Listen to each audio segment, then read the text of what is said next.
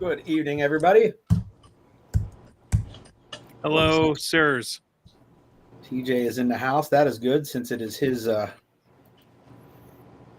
music we pirated for tonight. Bill Crutcher is here. Colt Manny. Some all right folks. Tonight's live chat brought to you by First Wave Holsters.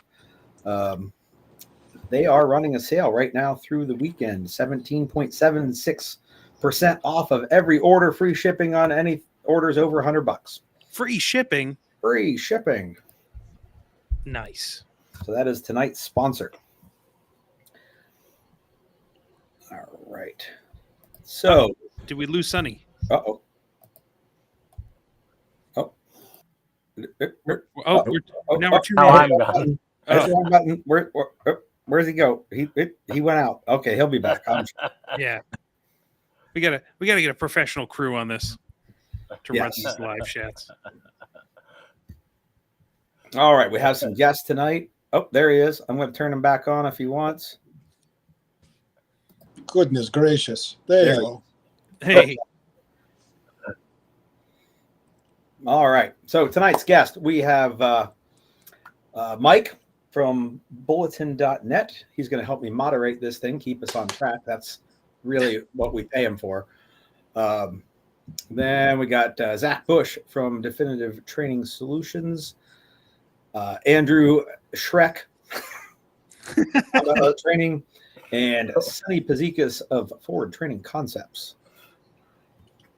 So fellas, we're gonna I think everybody that's watching us probably knows who most of us are already, and but we got a couple introductory type questions. If you have any sort of thing you want to promote right now, like you're running a sale or you got a new class coming up or something, now would be the time to give it up. And if you got anything coming up like within the next month that you want to tell people about, or something brand new, like the helicopter Tomahawk class, now would be a good time to talk about thermals. We'll start there with Andrew, since he's the one with the biggest smile on his face at the moment. All right, so coming up, we have Patrolling the Homestead in Tennessee, doing that one with Jay Gibson. And then I'm going to come back. I think I got a class going on, and I'm going up to you guys and doing Patrolling the Homestead in PA. Awesome. Our neck of the woods. CombatAirTraining.com. I will drop a link for y'all. Also, I'm one bag away from being completely caught up on orders. So after that, I am going to be releasing some new items. Some of the shit is just cool shit that I wanted. And so far, everyone has really liked it. So y'all will like it too. Awesome. Nice.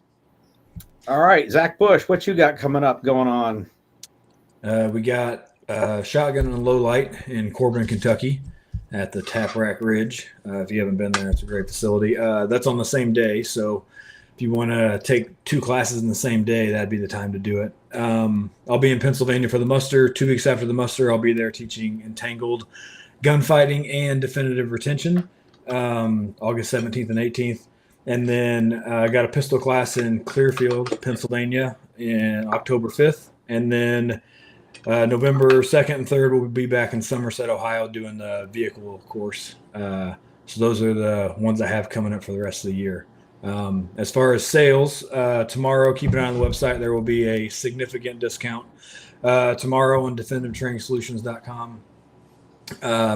Whatever the discount is, you'll see it when it's on there tomorrow. You can use that anytime for any class.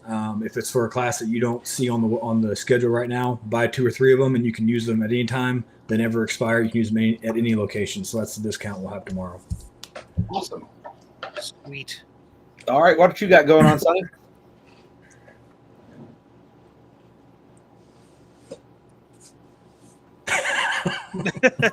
He's got a lot going on, apparently. He does. What I have going on? Yeah. Let's see here. So, what do I have going on? Some stuff in Ohio. For about next 2 months, basically what I'm doing is I'm just writing a book. Oh, I'm deeply involved in that process.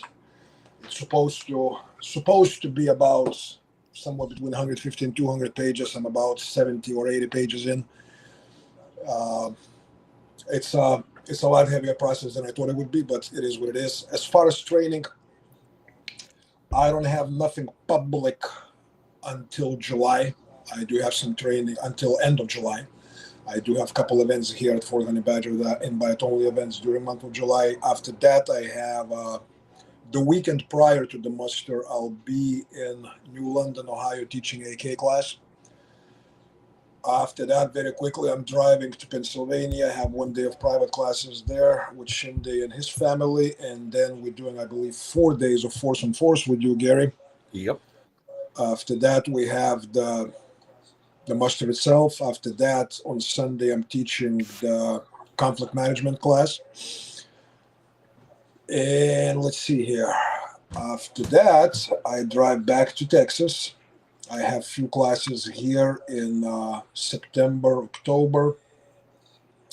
In October, I'm going to Camden to Self-Reliance Festival. I'm teaching 2 classes there, plus doing the presentation. And that's hopefully, God willing, that's where my first book will debut during the Self-Reliance Festival in Camden. Those who want to know, it's actually interesting because it's for today's topic. The book is called Don't Be a Shitty Student. So it's kind of relevant, I suppose. Ties in pretty well. Ties in very well. Yeah. And then I believe at some point in November, I'm going to be at Andrews in Florida, teaching a couple of classes there. And then the rest of November, December, just a few classes here in Fort Honey Badger. And then next year looks busier here than it is on the road, which I'm trying to cut my road as much as possible. So besides Camden, Pennsylvania, possibly a couple other locations, I'm pretty much going to be teaching at the home base. The best place. As far as sales, I have the shittiest sale ever. 0% off of any of my classes.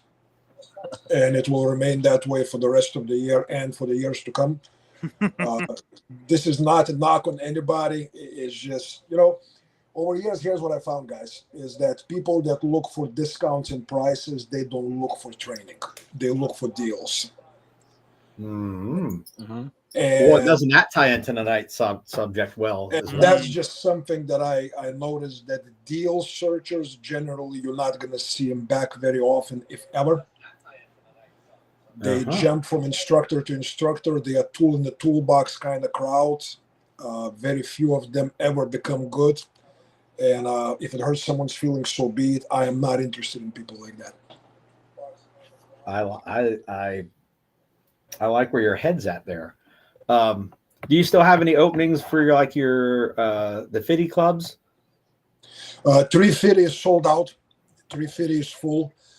250, yes, I do have plenty of openings. So that's the one way to get discount, is joining the Gospel of Violence podcast and getting into 250, 150 club, which will give you respectively 25 or 15% off of my non-collaborative, non-hosted classes.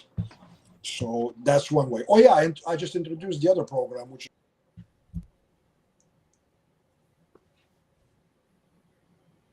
He's messing with us. He's just holding very, very still.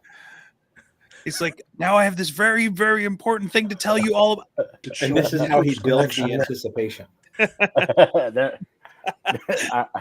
I think he's back. There we go. I am back, I guess. Okay, good. So friends with benefits, the way it works, people that train with me before, bring a paying friend to the class, and you attend that class for free.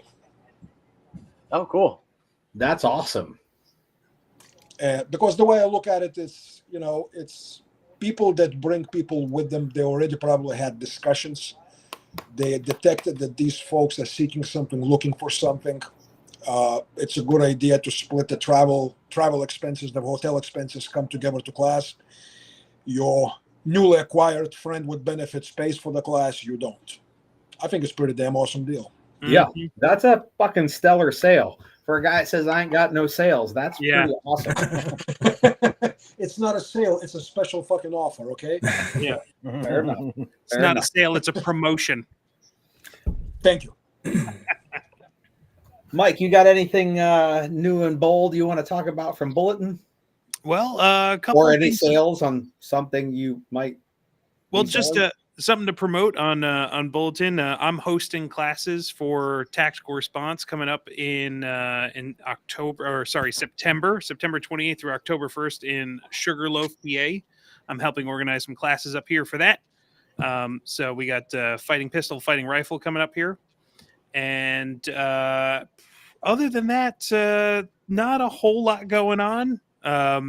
But the thing is, you can always check out, or hopefully most of the classes that everyone here just talked about on bulletin.net. We're always ongoing. We're always trying to help connect students and trainers across the country. So you can check out awesome classes there. And yeah, we'll be at the muster. We'll be doing, I'll be doing a talk there, probably on some radio stuff, maybe some encryption. And speaking of which, there is a new business offering that we're doing from Bulletin, and that is in setting small groups and businesses up with encrypted radios. So it's a year of radio stuff for us, and kind of working the communications angle. But yeah, so we got a few things going on, but you know, we're Bulletin's always here for you guys, the trainers and the students.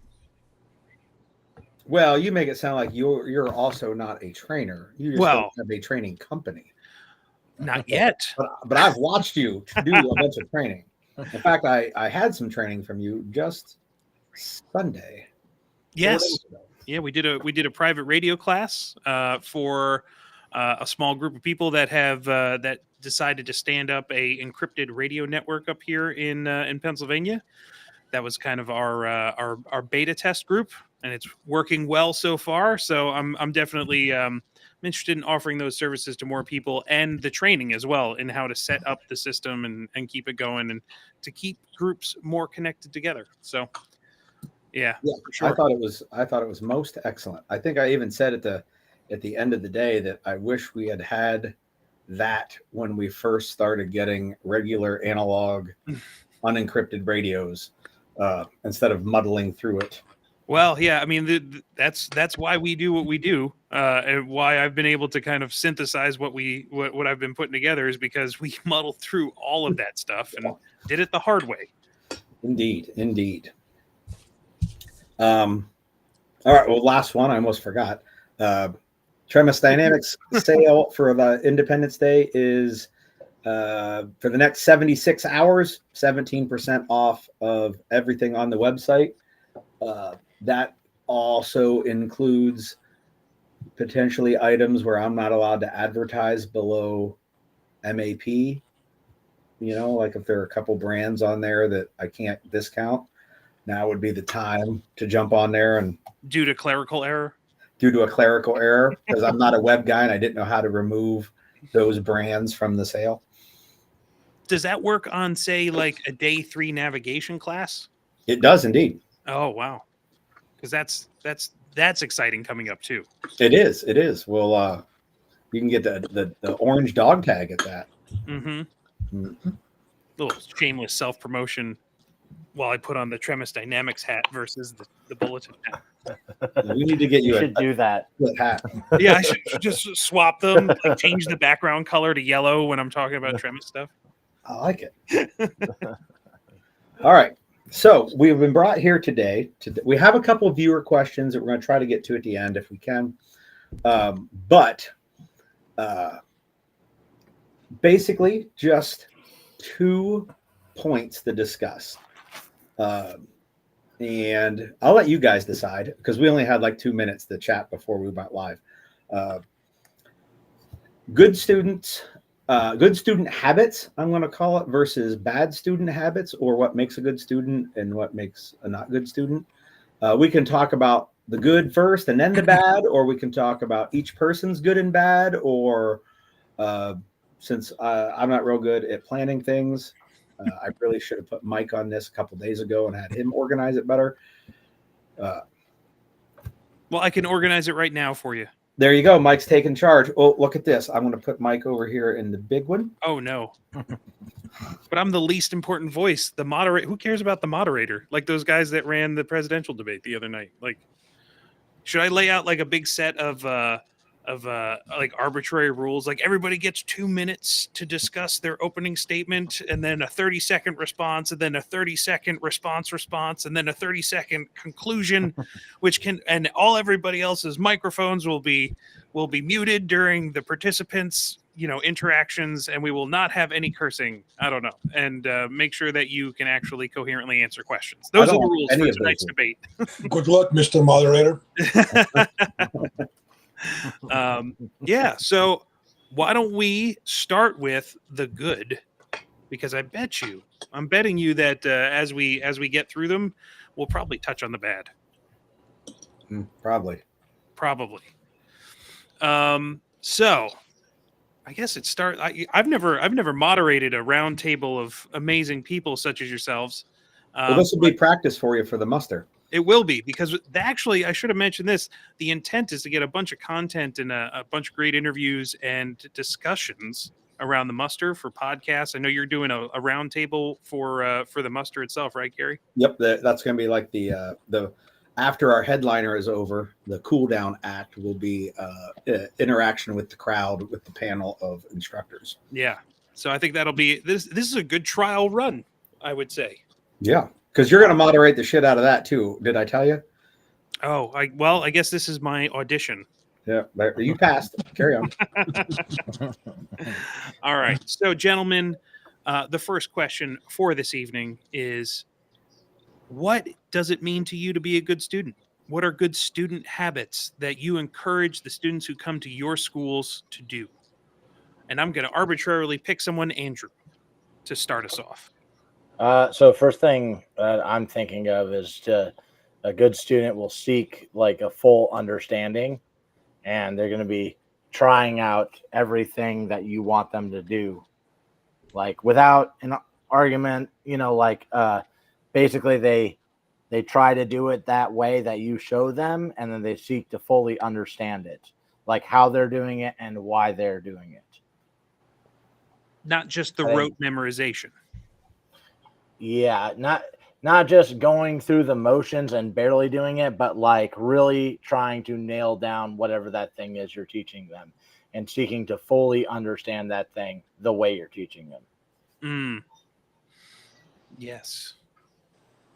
Gary, I see you nodding. I like that. It's really close to my answer, which I had shared my notes with you prior to the tonight's live chat, and with the 2 questions on it. Well, because they were my notes, they also had like my answers below them. Well, it's a good thing I didn't read those too. Well, so the very similar to what Andrew is saying about what I think makes a good student is what some instructors think makes a bad student, and that is questioning the why. That we're doing it this way, and then I want them to compare that to whatever preconceptions that they brought with them. A lot of instructors aren't fans of, don't this is my range, you don't question me. We can learn a lot from that question, because then we can dig deeper into it, because they're illustrating that they understand a little, that there's a question, like they get that, like, hey, there's competing factors here, and they want to discuss it, and we'll all learn from that discussion. So that is a good student habit, I think, although depending where you go, you might not get the same reaction, but I love it when students almost challenge the why we're doing it doing any method or technique or whatever a certain way. Zach, how about you, sir? Well, Andrew and Gary pretty much took the first 2 that I wrote down. So the third one I wrote down. It's like an after action report at the end of a class. Yeah, like I just started you in the hole. Yeah, I just started writing down like things that make a good student, and those were literally the first 2 things that I wrote down. Especially Gary's point about being able to question what's going on, and the instructor should be able to explain why he or she is doing it that way. That's critical. the other one I wrote down, maybe a little bigger view, is for the student to be there for the right reasons, right? So like for the student to sign up for the class because they want that knowledge and not because they're wanting to train with a specific person or because this class looks really flashy and cool on the internet. Like if they, as a student, as we all have been there and most people in this chat, like really sitting down, either writing it out or just in your mind talking it out, like what do I need next? And then who fills that void the best. I think that makes a great student.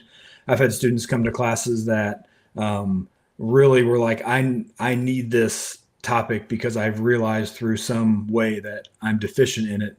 And to me, those students always seem like they're kind of getting a little bit of a jump over everybody else because they genuinely want to be there for the right reasons.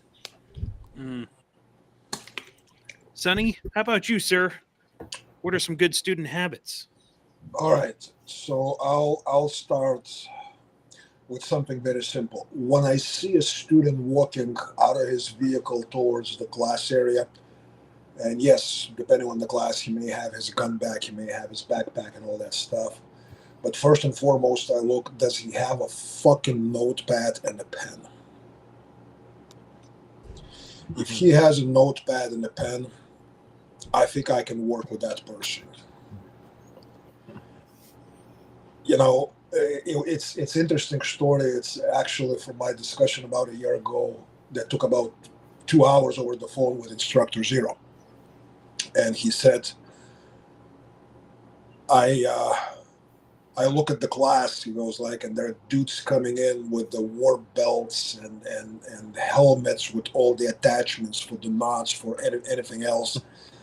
And then they go like, can you repeat that? I forgot what you said 5 minutes ago. And 18 guys out of 20 in the class have no notepad and no pen. Zero goes like, that drives me absolutely freaking insane. So what it tells me is this: the student comes in with the mindset of paying attention. Attentiveness to me is probably the most important attribute that student can bring to a class. He can have, many other positives, but if he's not attentive, if he's there to socialize, if he's there to hear only what he wants to hear, but not to hear, as Andrew said, the wholesome story that instructor has to tell, explaining the why and the how and the why of the how, not just the why of the what, right? He's not a student. He's a fucking dabbler. I don't appreciate dabblers anymore. I don't appreciate tenderfoots. I don't appreciate part-timers.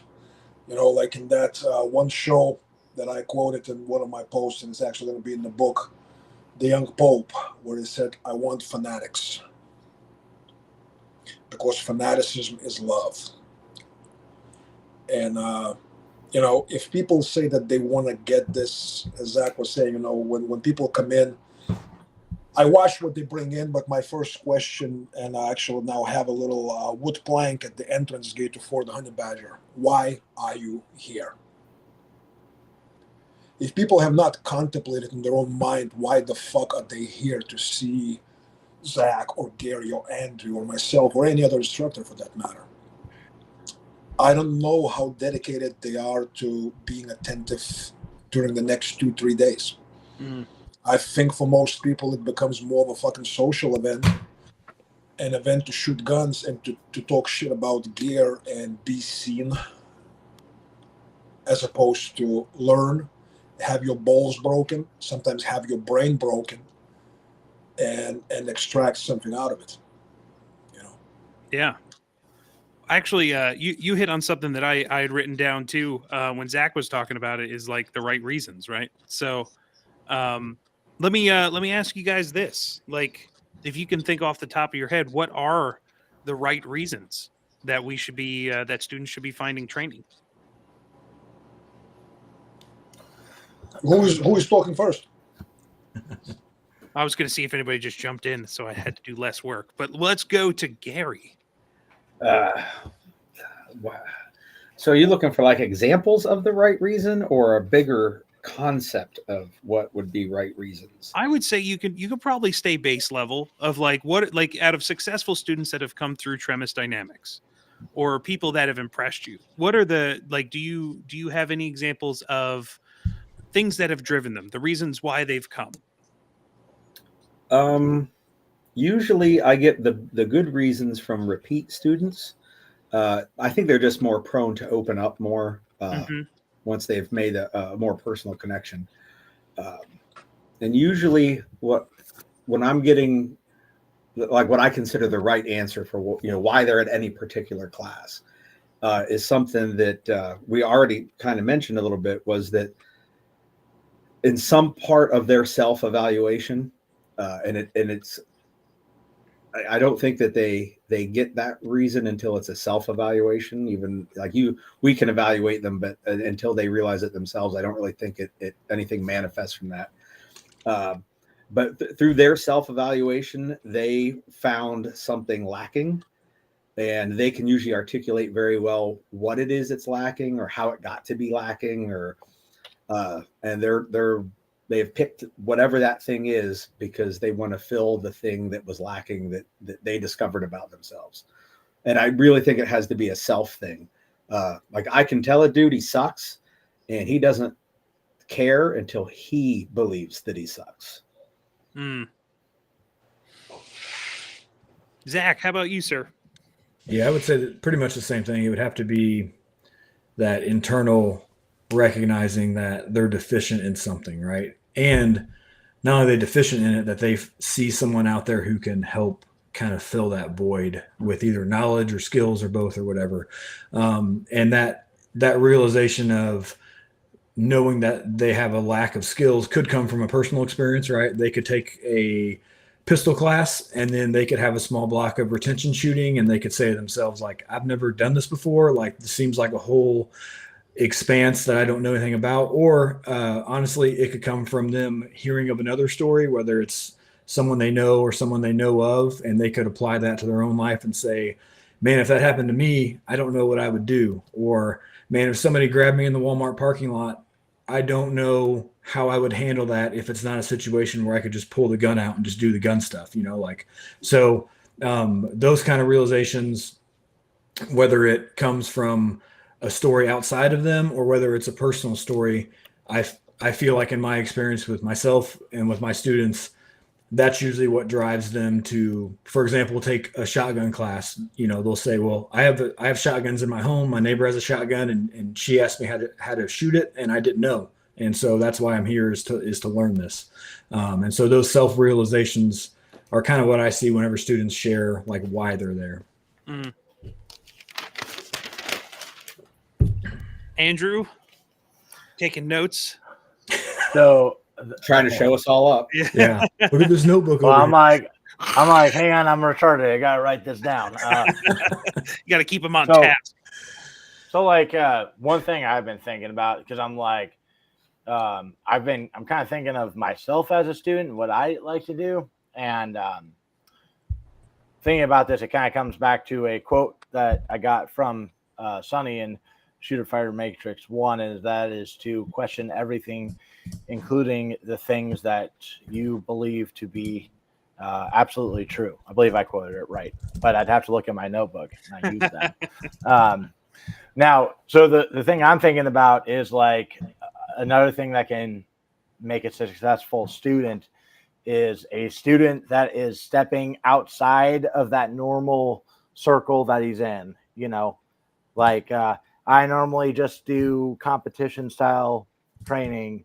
I normally just have done, NRA style classes, or one of our people, they need to step outside that too.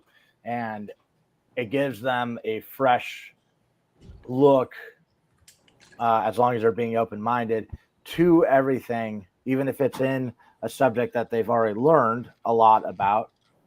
If they go and learn it from somewhere else, they're going to get a new perspective on what they believe they already know. And I think that that can make someone successful too, because it's like, hey, I just want to take another look at this from the way Sonny does it, the way Gary does it, the way Zach does it. Cool.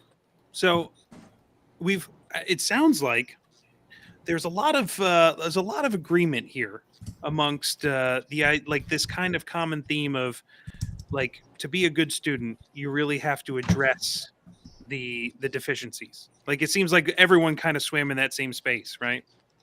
Well, the way I'm saying it is that I'm saying like it could be a subject that I don't believe I'm deficient in. Like, sure, yeah, for instance, going to dynamic carbine with Tremis, I like have not been doing rifle classes because I was a rifleman in the Marine Corps. I feel rifle is easy, and so I haven't had that as a focus at all. I've been like, let me go do all the other stuff. But taking that class, there were some things I'm like, oh, you know what? Yeah, that makes total sense. I should be doing it that way, and it made a lot of changes for myself. Right. Makes sense. So let me ask you gentlemen a question. Hold on. I'm yeah, gonna be like Donald Trump. Why did you exclude me from this question? Oh, you started the question. It was off of your response. Do you work for fucking CNN or Bulletin? Which one is it? I'm just gonna go, guys. I'll see you later. Sonny, No, please. it's okay, continue, Mike. Continue. No, go ahead, man. No, I was just gonna say, as far as the mindsets, I like where you guys going, but I pointed my finger when Andrew said that sometimes where your deficiency hides is behind the facade of what you believe is your strength. And ability. I tell my students later like this: I want you to come into my class naked and sick, and knowing that you are sick because you are naked. When I say naked, is dress down all of your strengths and leave them at the gate. So we all, including you, if you look in the mirror, you can see nothing but fucking weaknesses, because this is what we're here to address. Not to pump up your strength and go like, oh man, you're a really good shot with a red dot. Oh, Zach there, he's amazing with the shotgun. This guy is amazing. You know what I mean? I believe that serious dudes don't come for a fucking pat on the shoulder, right? When we teach our respective classes, we get our pats on the shoulders from our students. They're amazed at our skills, at our ability to transfer knowledge and all that stuff. That should be good enough to feed our ego, right? But if we go to learn from someone else, humility to fucking get naked, meaning remove your clothes, remove your armor, remove your strengths, go there with nothing but your weaknesses. I think that takes a lot, and that shows me that this is not a tenderfoot. This is someone who's ready to be motherfucking opened up with a scalpel, deep dive into it, and you can actually rewire those dudes. You can actually change the way they look at things. Otherwise, there's this shield. Well, yeah, you say I suck at this, but remember, Andrew, in my classes, I say always, there's two words I want you to delete from your language: but and because. Because usually they are, it's like prerequisite to say but and because and what.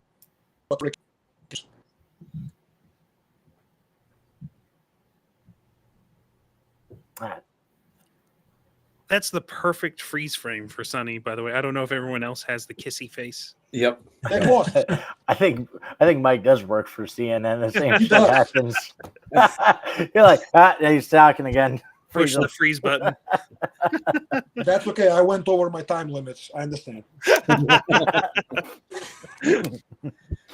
No, that's awesome, man. Let me ask you guys a question, because like as I was listening to everybody's responses, what I couldn't help but think of in my head was how I've seen all of you, well, actually most of you, like as students as well, like either as a fellow student or some in classes, like, and this is a question for everyone, and let's see if we can get a little back and forth in here. Like, how have you changed? Like, what are the habits that you've adopted since, say, you started training to now? Like, what's the biggest thing that's changed for your habits in being a better student?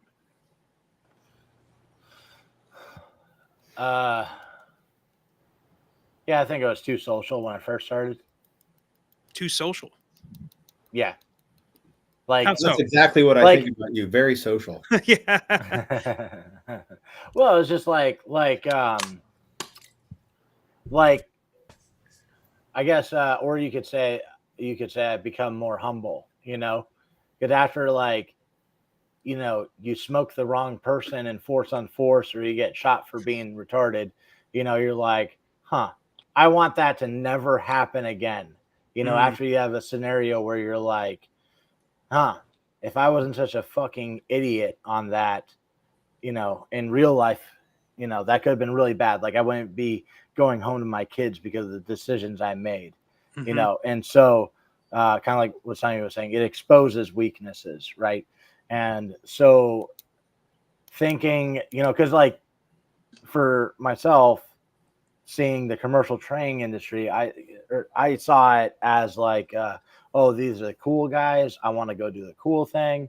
And that's what it felt like, and at first I was like, oh yeah, I'm doing good. And then like very quickly when I got to take my, it's also, there's ego there because it's like, oh, I've shot at real people and they've shot at me and blah, blah, blah. But then, when it's a lot less black and white and a lot more gray and more eyes on you and you're all alone in that force on force scenario and the wrong thing happens, you go, damn, I need to get a lot better. And so it changed kind of like the way I looked at going to a class. And it was like, no, I'm going there so that like I can be the fucking best and I'm going to squeeze every ounce of information I can. Now, I still love fucking hanging out with dudes in class, but it's like I am more hungry for what I can get out of the class now when I go. Yeah. And I think the biggest change in that was after Force on Force. I couldn't agree more. Like the Rolodex moments in my head that play through more than any others are ones where I did stupid shit in Force on Force. Like they were 100% inflection points in training for me. But I'll bet when you went back after that, you did way better. Oh yeah, for sure. Yeah. For sure. And I had the same thing happen. I'm like, all right, would have died one time, but maybe not if I had a full magazine, and I can live with every decision I made. What about you guys? How is training or how have your habits changed over time as a student? I think for me, maybe the past 4 or 5 years, I pay a lot more attention to, I guess, how the instructor does what they do, kind of how they run the class, how they structure the class. And I know when I took a month or so ago, I took a pistol class from Calvin Lim, and it was a great class, but I found myself when I went over my notes again, a lot of my comments that weren't related to the actual drills were just kind of the way he taught or how he would teach a block of instruction and then do it, and like just kind of the logistics of how he instructed. And I found over the past couple of years, I've kind of and I looked back at other classes I'd taken the past couple of years in my notebook, and I noticed those same kind of comments about how they structured the class or how easily it was to tell their overall intent of the class. And those are things that I feel like, at least the past couple of years, that I have made a big focus as a student, and not just the material itself, is like, how is the instructor teaching this? Sonny, how about you, sir? So here's the interesting thing, right? I started on, so to speak, martial path at the age of 6. I'm 55 now. So that's a lot of fucking years to recount how things have changed and how things got affected. But obviously, when you're young, dumb, and full of cum, things don't change that much. You just go along, you just do things, right? Gradually, there's those 4 stages of knowing, right? You have education, you have knowledge, you have intelligence, you have wisdom, right? And it's really distinct stages, right? So lately, what I'm paying attention to, if if I'm watching someone teach, and let's say the class by, I don't know, pick a name, right? Be it Mr. Fisher, be it Craig Douglas, be it someone else teaching, I'm watching the class, right? I'm trying to see if I can extract something from it on all four levels, which is the knowledge, the education, the intelligence, and the wisdom. And these are really distinct bits of information, because as an instructor, as a guide to other people, I certainly need to add to wisdom and intelligence. Now, knowledge and education, it's more like checks and balances. I'm kind of bouncing it off of what I teach, more like a technique, a drill or whatnot, and kind of doing the comparative, how does this affect, right? So for me, I think in the past 4 or 5 years, that was probably the biggest change is distinct, extracting information in these 4 distinct areas, from watching other people teach and listening how they teach. And the thing that Zach mentioned, methodology, is huge. It's absolutely crucial part, because you can have incredible material, but if your methodology sucks, that material is not being delivered to students. Mm-hmm.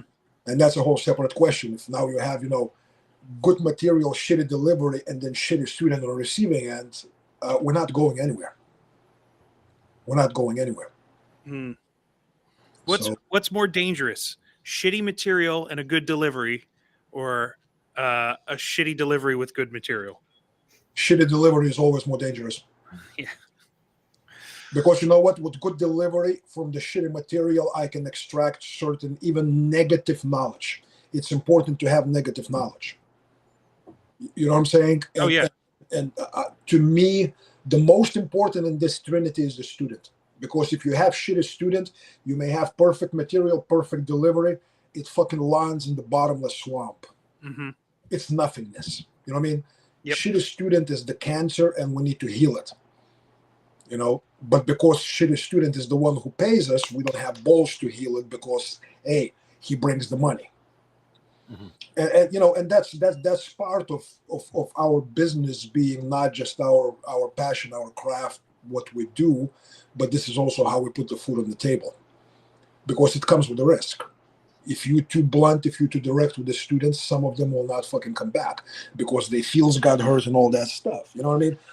So this is for each individual, for each instructor to kind of look at and go like, do I want mediocre students, or do I want to my social media presence, to my videos, to prepare those students to have a little bit more thick skin, so I can tell them more bluntly how they need to change themselves, so I can deliver good fucking information that they will be able to absorb. Right. Mm-hmm. Gary, how about yourself, sir? Bring us home on the idea of how you've evolved as a student and your habits. So probably bigger picture, like Andrew in the beginning, it was probably more of the training event was an event, and if I picked up some stuff from it, great, but I was there for experiencing the moment. But the more that went on, the more it was about, all right, I wrote down a bunch of stuff from this class, and now I'm not taking another class for X amount of weeks, months. And between now and then, I want to implement some of that into living those things that I learned. So, all right, I got this new technique. So, and I'm going to put honest work in at it and see if it's better than the technique I was using. Instead of just saying, well, it wasn't any better that day, I'm done with it. It was, like coming back from class and putting the work in on the things from class. That changed over the course of my training career, I guess. Mm-hmm. As a student. Yeah. Well, I think that actually is a good point to kind of change the direction of the conversation, because you guys have all highlighted ways that you think you're or that you've seen yourself grow, and we've talked about good habits that students can bring to a class. Well, why don't we talk about the shitty ones and what defines a shitty student or a bad student? Okay, I'll start with Yeah, that. everyone's like, I'm- "Oh, I want to get in on this one." No, I'm gonna be like Donald fucking Trump and jump in on it with my orange skin and orange. Hells yeah! Yeah. All right, shitty student. It's a vampire of your time. Mm, If the motherfucker comes in and in his introduction, you know, I ask people at the beginning of the class because I'm old, my memory is not as good, but it's really not that. It's the test of how the person will speak. And I go, why don't you guys introduce yourselves to the group? What's your name? Who you are? Your approximate age? Where are you from? Why are you here? What training experience you have? What things you bring as far as the knowledge and skills? And it's very interesting because I don't get that many of those guys, but at first there were quite a few. Hey, I'm John. And then there's 5-minute litany of classes he's taken and classes he assisted in teaching. Pretty much he's coming to my class, supposedly to learn from me. And in the first 5 minutes, he's trying to impress everyone on the grounds. Look, mofos, I have quite a fucking resume here. Ah, damn it. Come on, Mike. It's always while Sonny's talking. Yeah, that was a good freeze frame right there. That's a good face. Mike and his BNN network. There we go. He's back. It really, really works great on the fucking ego. It really does. And generally, they become much quieter, like significantly quieter. They listen more, they start taking notes, and they no longer co-instructing with you without you ever asking to co-instruct. You know what I mean? Like that douchebag that stands there, you know, you give a 5-minute speech. Hey guys, this is what I want you to do. This is what's going to be going on and all that stuff. And then this motherfucker is standing with his training partner there, right? And he's translating. What Sonny said is, no, bitch, shut up. Sonny said what Sonny said. You close your mouth, you do your fucking work. You know what I'm saying? So, Yeah. so that thing to me is something that we need to look out for because it can infect the whole fucking class. Yeah. And other people that are not that way, they will suffer from that one idiot who acts like that. Pinch it quick, pinch it hard, pinch it painfully, end it. Yeah. End it. Another thing is dudes that, you know, oh yeah, remember me, Sonny? I've been to your class 2 years ago. Maybe I don't. But then we start running the most basic drill, and I go like, well, obviously in those 2 years you've been sleeping under the fucking tree because you haven't done shit. You suck across, you know, in 3Ds, height, depth. Yeah, dudes who don't pay the fee, they don't fucking practice the shit that they learned in class that they paid to learn. Mm. Yeah, that is drives me. they're Bring rough to the to deal with. table. Okay, I've been talking for too long, so cut me off. Let other guys share their wisdom. Oh, we were just trying to fill the audio gap while your while your screen was buffering. It froze 2 times. Yeah. But we do believe we extracted the things we were saying. Yes. I think one of them. I. You know what? Here's a confession. I probably did that. The class interpreter. I have to, like, it's one of those things that when I go to classes, I specifically don't let myself do anymore because, especially as I've gotten closer and you know gotten more reps in as a trainer and teaching, because then you're naturally like, oh, I can help. And like, I want, like, sometimes people even look to you because they're like, hey, you can teach this stuff. Why don't you, can you tell me what he's saying? It's like, no. It's very tempting, isn't it? Yeah, it is super tempting. It is tempting, man, because, you know, it strokes us because we go like, hey, I got the experience, I got the knowledge. Let me translate it into studentish for you. Yeah. What exactly this dude said. Yeah. You know, Yeah, and satisfying feeling.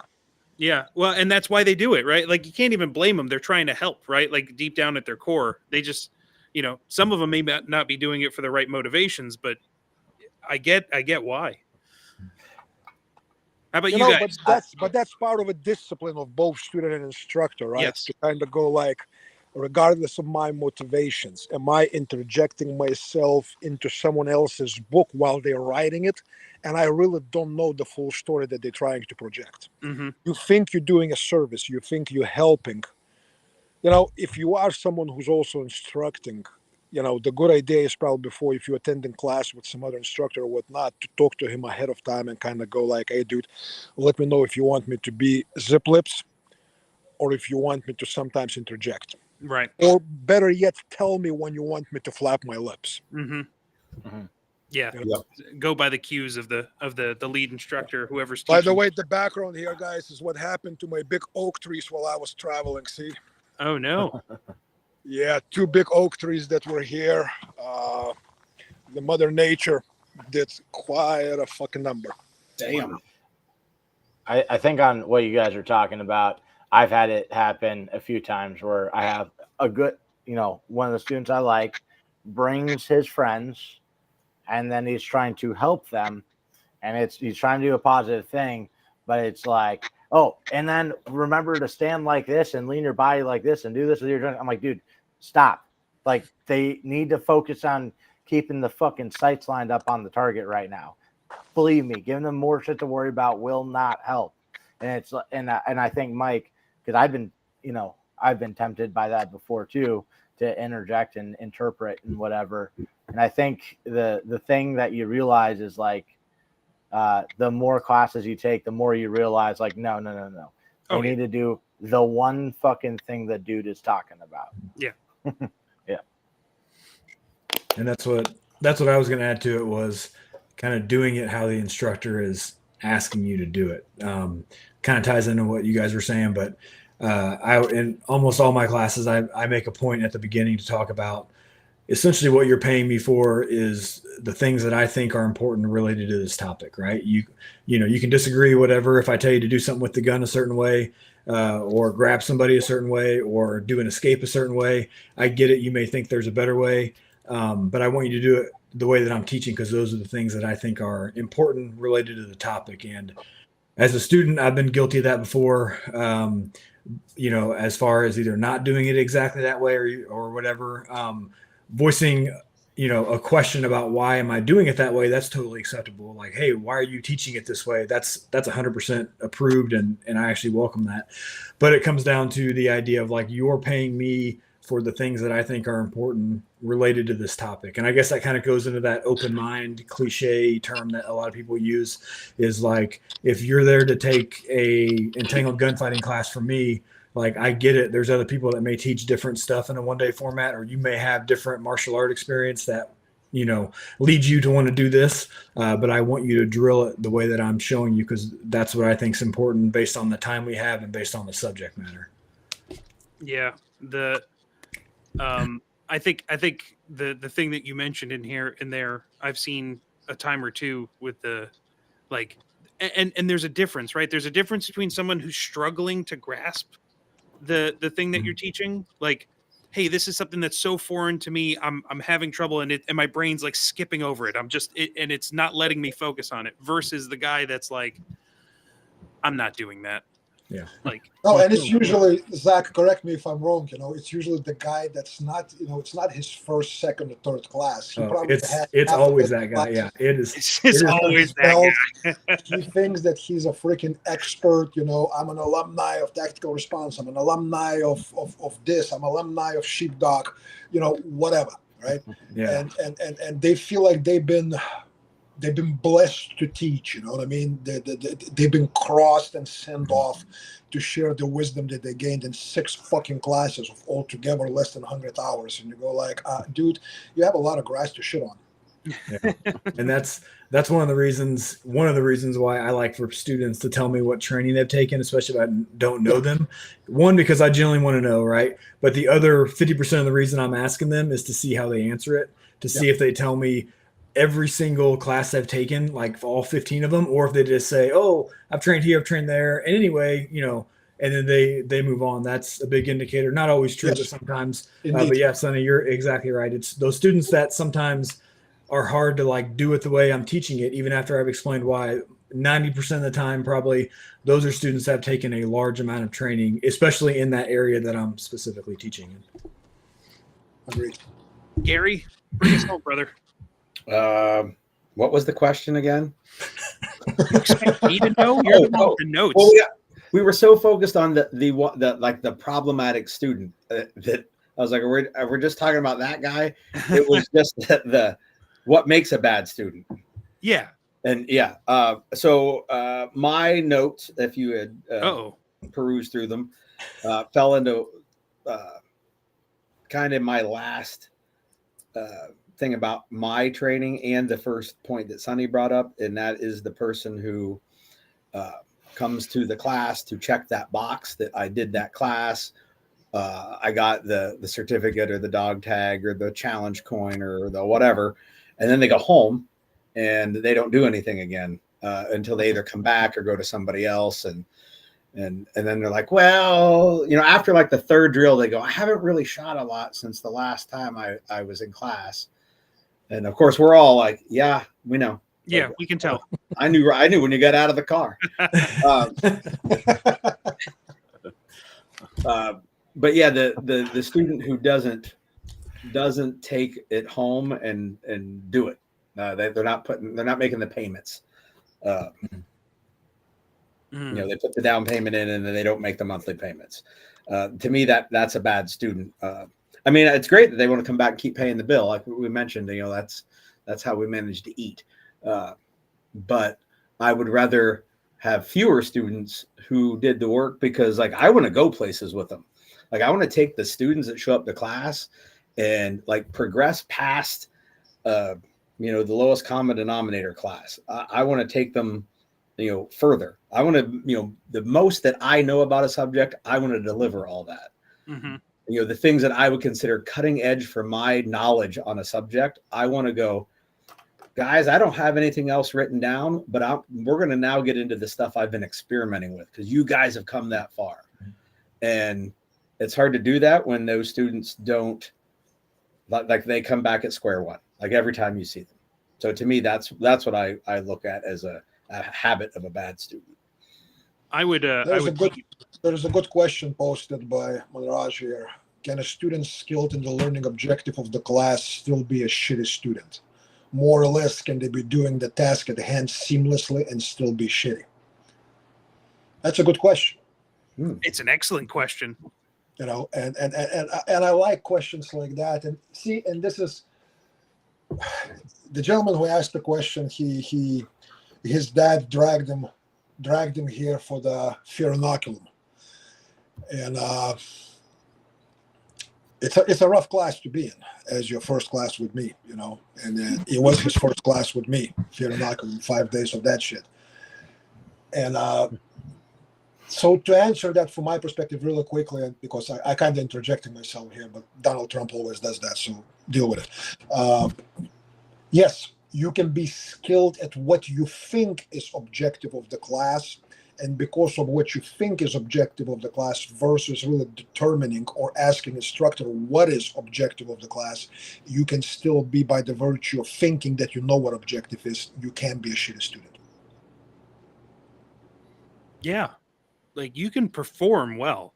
Mm-hmm. Like performance is not linked to learning. No. Like it may take you a fuck ton of time to learn to perform really well, but like just because you can put holes on paper that are like really fast and like do amazing things with a gun doesn't mean that you're a good student. Like it doesn't mean that you grasp what it is that who we need to be as people. No.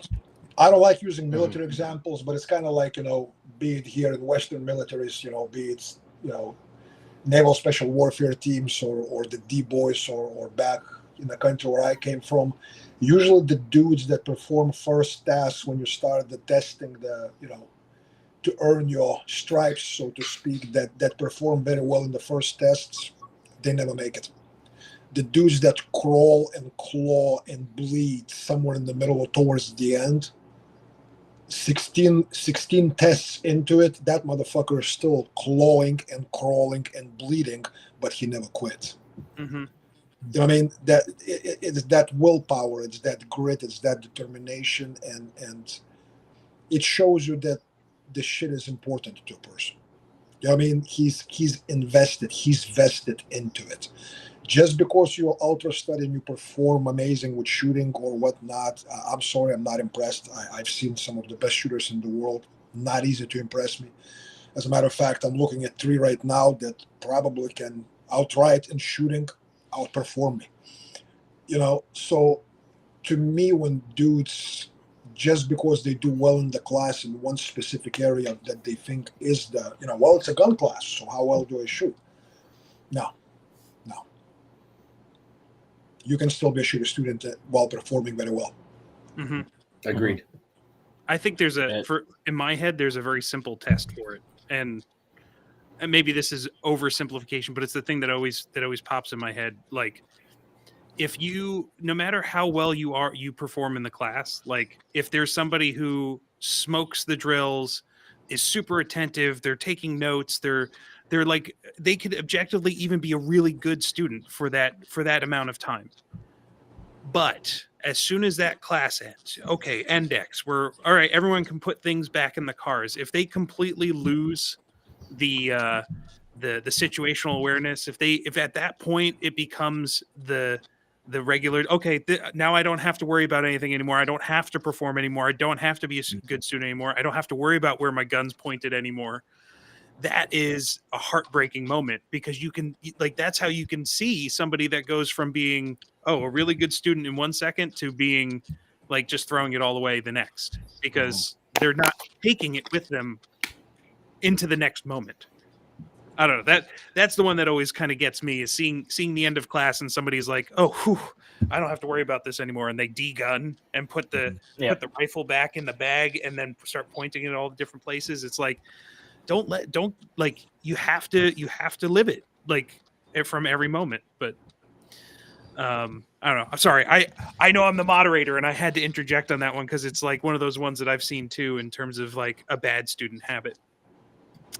Yeah, I think hitting on that question, it's like I been to a class where, a dude who is in the industry and like friends with the instructor, and the fucking worst student there, like last up to the line, fucking off when the instructor's talking, and the instructor's friends with him, so he doesn't want to be a jerk to him. And it's just like, I'm in line to go do this drill over here, and they're fucking around with their phones trying to get each other to do videos, and I'm like, all right, I'm walking to the other line, just because, like, and he's not a terrible shooter or anything like that. He can do just fine, but I think the aspect of being able to do a thing good, and also probably didn't pay to be there. The things add up into a devaluation of the class, and I think that might be a key thing, is if they don't value the class, kind of like Sonny and I. Well, Sonny had some pretty sweet deals. The only deal I have is students retake classes at half price. But like, no sales, because sales can devalue what they actually feel for the class. And I've had it before where students that got paid for by friends or whatever didn't really give a shit, and they were the fucking worst student. And it also, a thing I hate is when they just start being lazy about things that we taught them. Because it was hard, things like, I'm like, literally heard it said, I'm tired of picking empty mags up off the ground, so I just stick them in, like, out of the rifle into my arm, and then I put a new mag in the rifle, and I'm like, Jesus fucking Christ, like, you were making yourself so awesome to kill right now. Please stop. But anyways, go ahead. All right. So, Gary, I'm going to turn this thing back over to you in 1 second, but I had one last question for the group. because I think it's a simple one and one that kind of ends on an interesting note.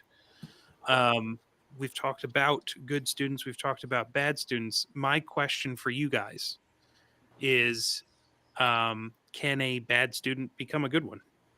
Like, is it a redeemable thing? Like, or is it like what we're talking about is so so entrenched that it can't be taken out of someone? I think it depends. I think it depends like how they're being a bad student, right? I think if it's just the logistical side of being a bad student, right? Whether that's showing up late, whether that's not coming up to the line, whether that's not, or whether that's talking when the instructor is talking. I think those are things that you could fix. I think what maybe is on that side of unfixable or extremely difficult is when someone is so ingrained in the idea that, you know, that they're just training when they're at class. Like, you know, the second that class is over, they take the gun off, they unload the rifle. Those people, I think, is a little harder to fix. But I think it kind of depends on what we're talking about as far as how someone is being a bad student. I think that we're getting there's a philosophical question here of, are we asking, can people change for the better? And trust me, it's seen right through the question. It's hard for me to not just go full cynical, because I'm a pretty cynical dude. But at the core of my being, I think, yes, that people have the innate ability to become a better person, which would mean that they can become a better student too, which is that's a section of them being a person. Whether or not they will, like, they're the cynic in me says, fuck, probably not. But I do believe that every person out there has it in them to become better. Andrew? Yeah. How to do it is the hard question. Like, you know, I've joked around that, like, that I have this side business where I'll abduct your wife so she wants to carry a gun from now on, you know, and she actually wants to come to class with you. But then it's like, okay, how do we do that for that guy that's fucking off in class? Do we go like, hey, you know, that's your second strike, one more strike and you have to fight me in force on force, you know, like, how do we do that? I feel like it's got to be a thing they want to do more than anything. So that may take an external force, you know, just like that thing that got a lot of people to buy their first gun recently, that got a lot of people to go take a class for their first time recently. It could just be merely you setting the example. And I know we all kind of like to have fun, and we also like to take it to a dark place in class.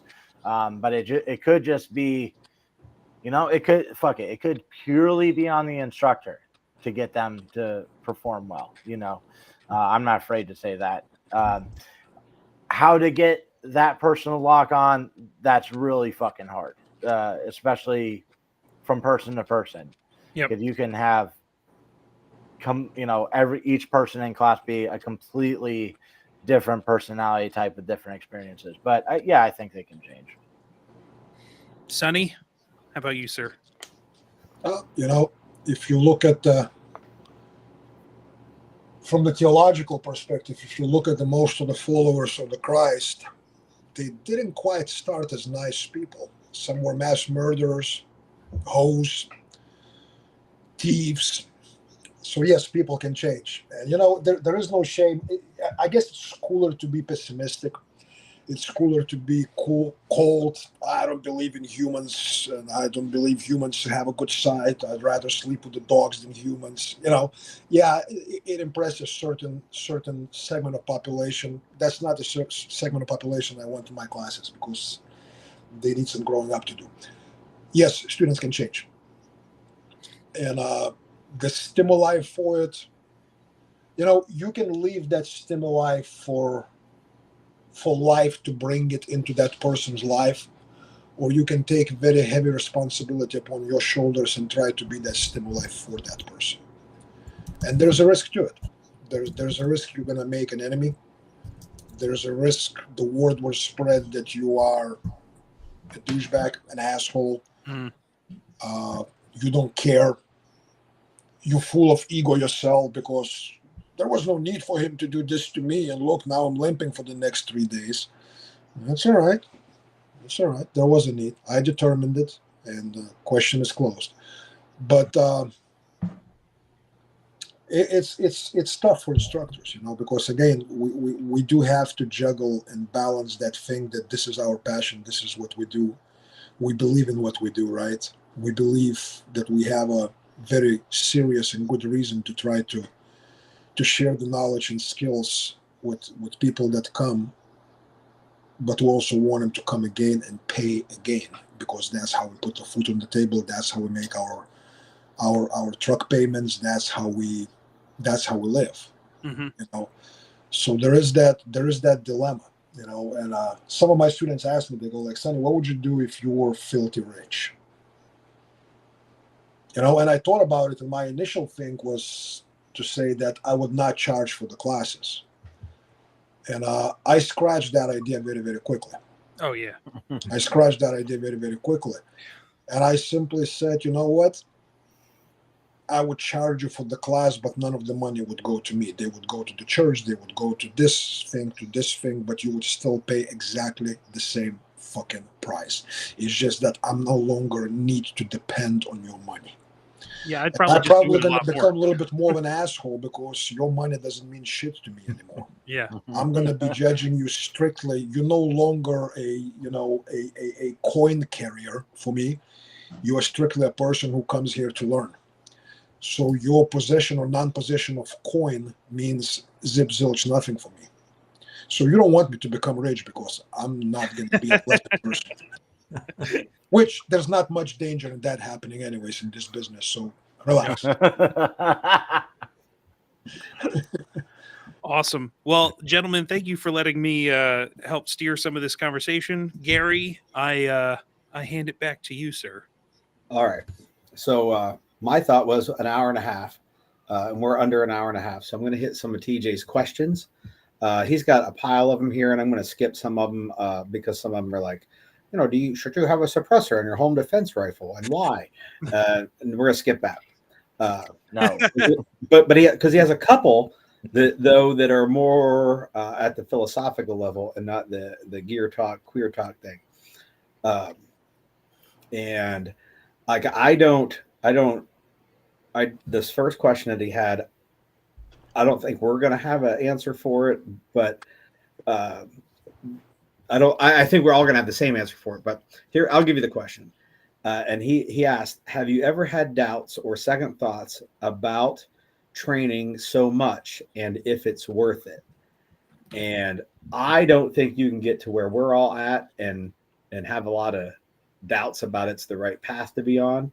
But I'm sure there are a lot of students that have that question. My answer is no, it's who I am. Like, there isn't a why. It just an is. But if anybody else out there wants to try and tackle TJ's question of, I would just say make sure you're practicing the shit you learned, because otherwise there's not really a point in taking so many classes. I did have moments where I doubted it.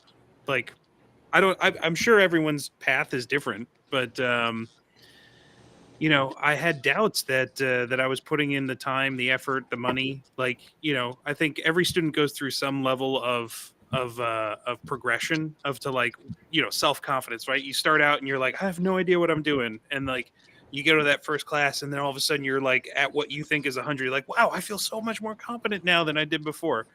And then somewhere after that peak, there was a trough where it was, a few classes later, maybe a force on force where I'm like, oof, I don't know. Am I putting in enough effort to like, get what I want out of this? Like, am I spending too much time traveling across to Pennsylvania? I was living in New Jersey at the time. So like, and this is just my journey that I went through with it. And it's unique to my personality, right? Like the things that were driving me as a student.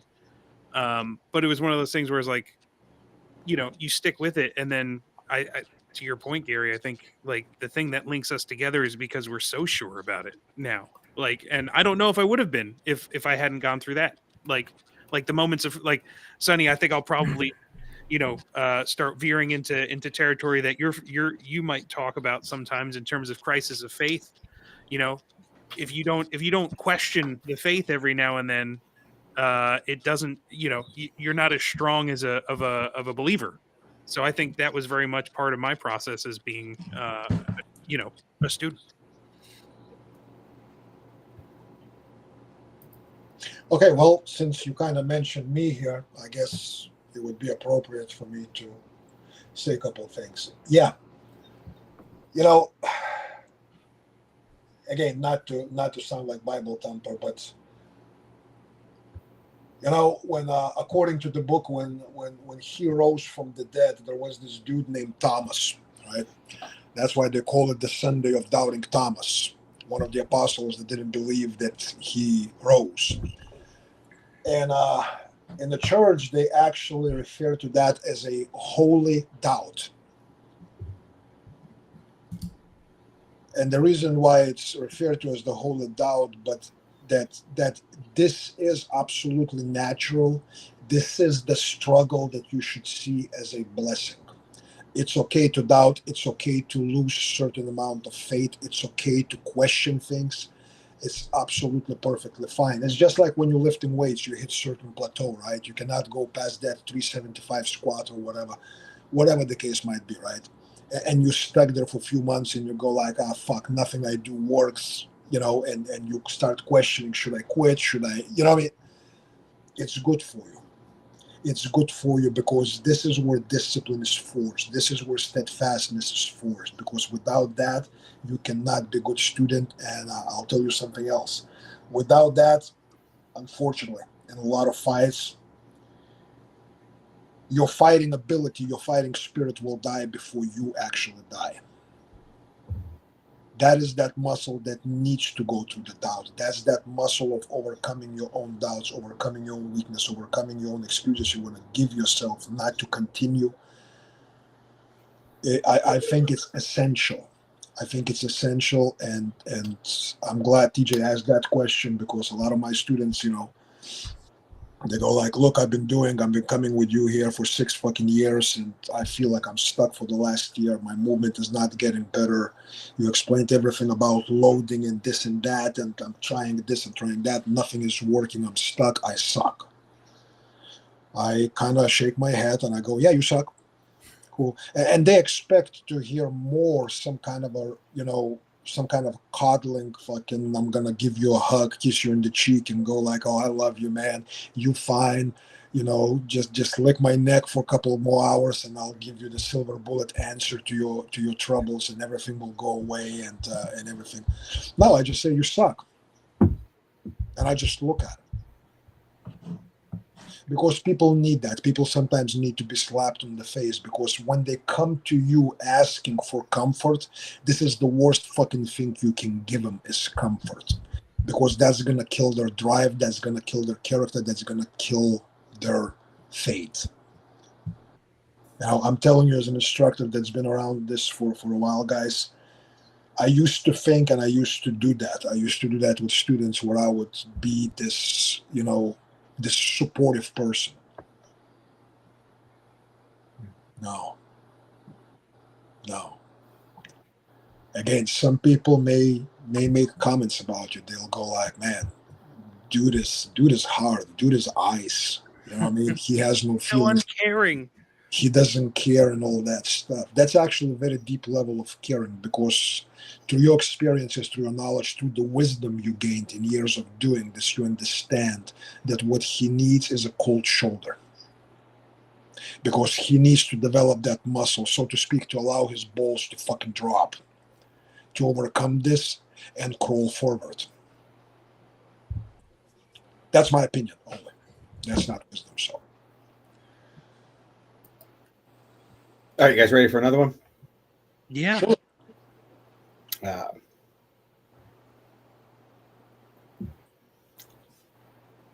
At what point, if ever, do you feel it's appropriate for a student to help teach others. I'm going to assume he means not during the class, but like, hey, I've taken a bunch of classes and now I'm, at the range with my aunt or whatever. And how do you know if you or someone else are qualified to not cause harm or lead them in a wrong way? It's very simple. Ask Gary, how should I teach my aunt? How should I teach my cousin? And do I suck at it? And Gary will tell you, well, actually, in this next class, let me watch you for half an hour teach this new student. Yeah. And Gary will evaluate, and Gary will give you a download, probably a lot of suck on your part. But when they give you suck, they're giving you the ways to fix the suck. And but absolutely, as a man, that is part of your duty. If you acquired some knowledge, if you acquired some skills, intelligence in the matters of the violent interactions and all that, yeah, that is part of your fucking job to share it with others, especially loved ones and people that need it, ask for it. It's just then the matter of asking people who probably been swimming in this river for a little bit longer how to do it the right way, how not to make mistakes that they probably have made in their early careers as teachers. Yeah, I like that. I think a lot of folks that I know, that's kind of the system that they run. Like, oh, you've been around a bunch. Hey, you want to run that group through that drill over there? And as a student, you're like, hey, they trust me to take these guys over and run them, proctor them through this drill. And I know the instructor is going to keep an eye on them and watch how they're doing. When the reality is the instructor's keeping an eye on the guy who's proctoring that drill. And like, because that's a phase of that's a stop on the path is when you start given that responsibility as the student instructor. Do that. My daughter is now watching a lot of what was the fucking 3-part movie, animated movie, Despicable Me, right? And my favorite characters of all of the fucking movies are the Minions. And this is basically, as instructors, what we're doing when we ask the student to run these few guys that may be having trouble. You know what I mean? We are molding a minion. We are molding a minion, and that's the foundational. That's the big thing for where the minion. Someday that dude may become a guide, and God willing, better guide than we were to him. Mm-hmm. And it's an interesting process. And as all of these dudes can tell you, yes, you learn a lot as a student, but guys, how much do we learn when we teach? That's when the learning starts. A whole fucking lot. So actually giving that privilege to one of your students to teach maybe a block or whatnot, it's not just responsibility. You're giving him a gift. It's a big gift because they're going to learn a lot from it. Gary, this that question was from TJ, right? Yes. If I can interject for just a moment and speak directly to TJ, if he's still watching this video, you're ready. Oh, I assume that's what he was asking. TJ's one of those guys that he is technically at the highest level of proficiency out of most of the people that I know, like technically wise and whatever. And I'll tell him straight to his face sometimes, like, I think you are a great teacher and you should devote time to learning to do that, because for some of us, I think most of the guys on this call, it wasn't like something that it was like, oh, I have plans down the line. I'm first going to be a student, and then I'm going to be a teacher, and then I'm going to be a business owner, and then I'm like, no, it's something that called to us along the way. Like, we were students, and then we understood at some point that is part of the Marshall path, is like in our own progression, but then the calling to help others. So yeah, like it's you see that in people and you go, yeah, that's why I want them part of my crew and part of my close circle. And yeah, like that's to me, that's how that's how you, like, hey, I want to help develop that guy, and he's ready, and it's it's fun to see that. And like, that's why I love talking to you guys, because seeing that kindred spirit of like, oh yeah, the love for teaching and that kind of progression is what brings us all together. Like that's what it's all about. Hey, And I Mike, would say, Mike, you didn't take any notes, did you, while I was speaking? I said, don't tell people anything positive. TJ, don't listen to what Mike said. TJ, you suck. I did take a note on the levels of experiencing a class, because I was unfamiliar with that. All right. I would. I just want to say one thing about this topic.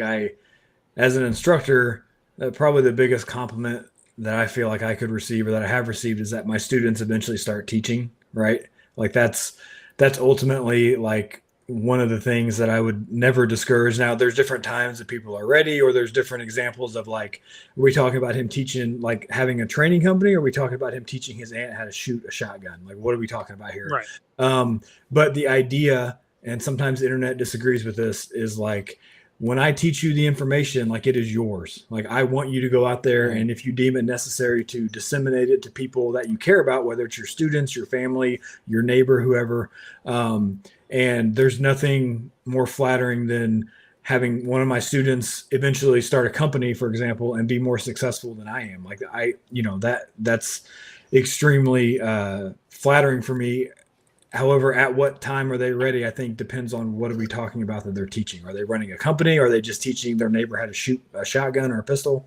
But I think sometimes the internet will make you feel like you have to have years and generations of experience before you're ever able to start telling or teaching somebody what you know. And I would disagree with it. Oh, and don't forget 20 years as a tier 1 operator. Yeah. Oh, you want to talk about that? The hate that I don't know if you guys saw. I posted the video about not listening to the grumpy old man.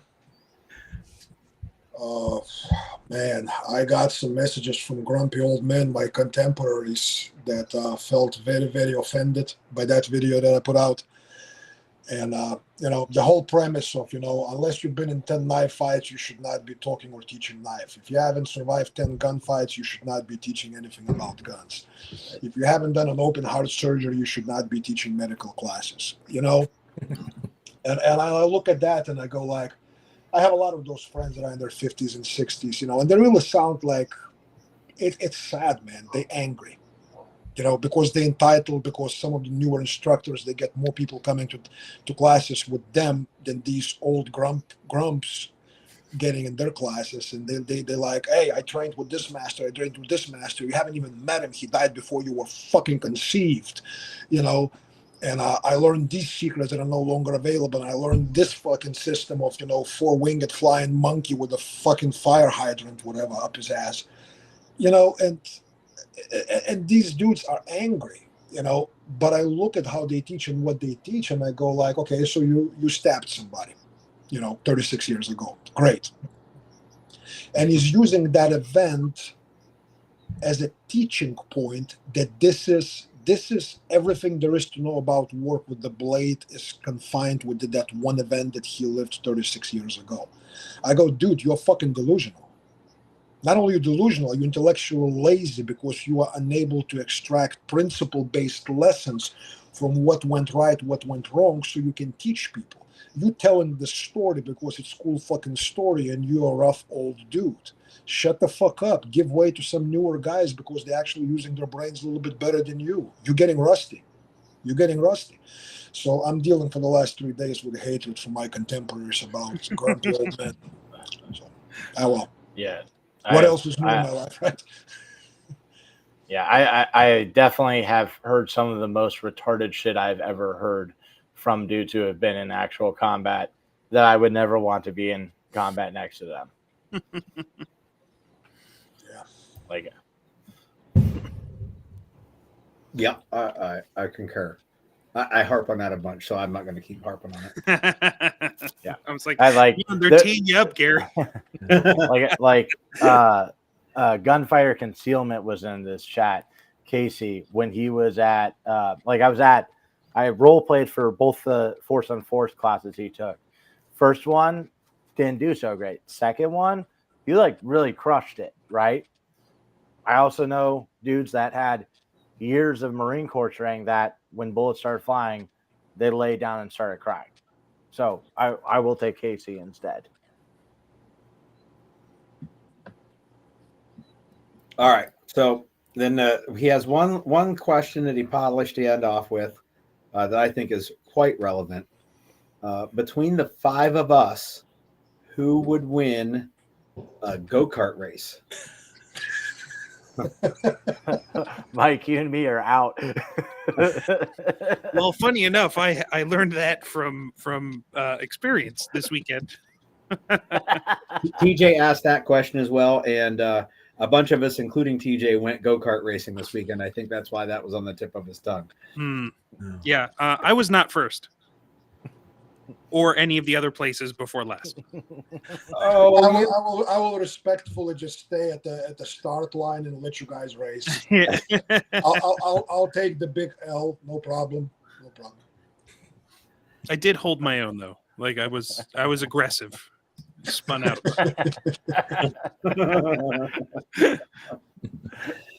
So anyhow, that's the questions. I think we hit the coolest ones that popped up in the middle of the chat as well.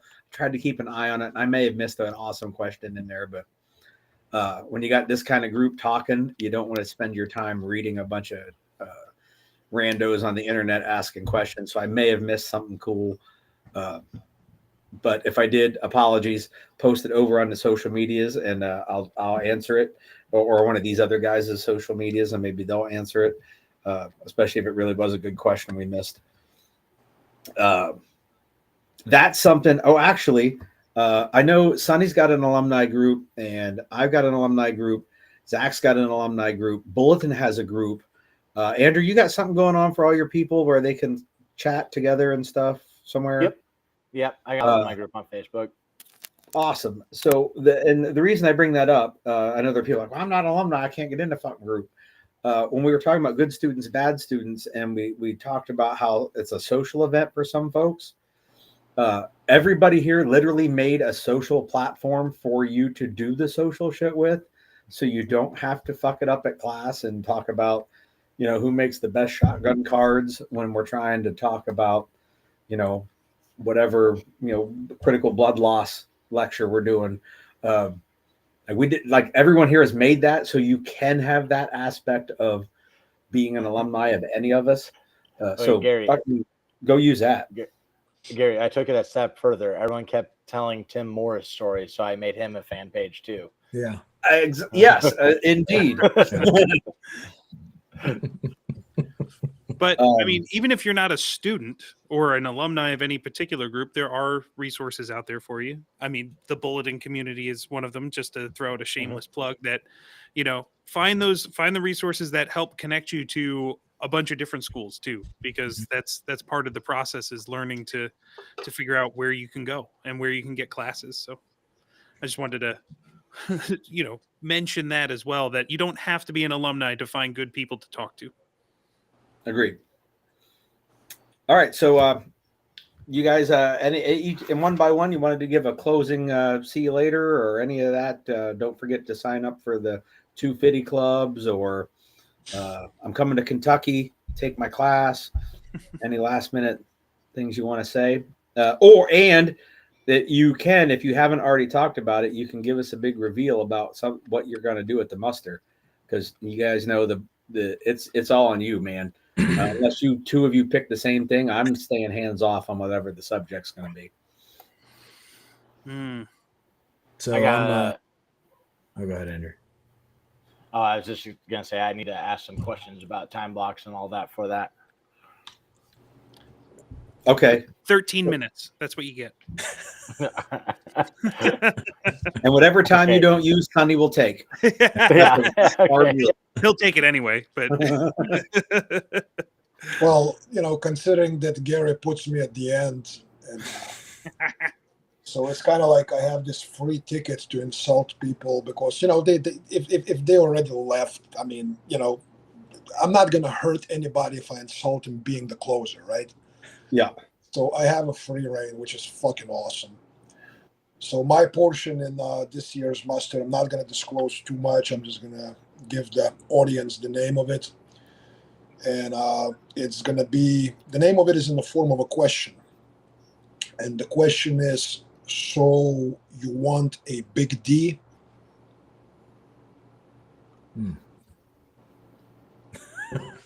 Yes. Yep. Mm-hmm.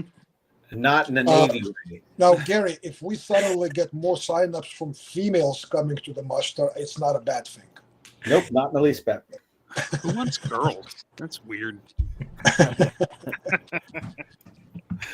I'll go next. So I think I may have mentioned it in the quick intro before, but my plan is to put together a little bit of a tidbit on what happens next after you kind of get into radios and communicating with a team. So I think a couple of years ago I did a block of basically sig int, like, you know, what capabilities are out there and why radios suck. Well, this one will be a little bit more about like, oh, well, how can I push a little further and start doing things with radios that are more awesome?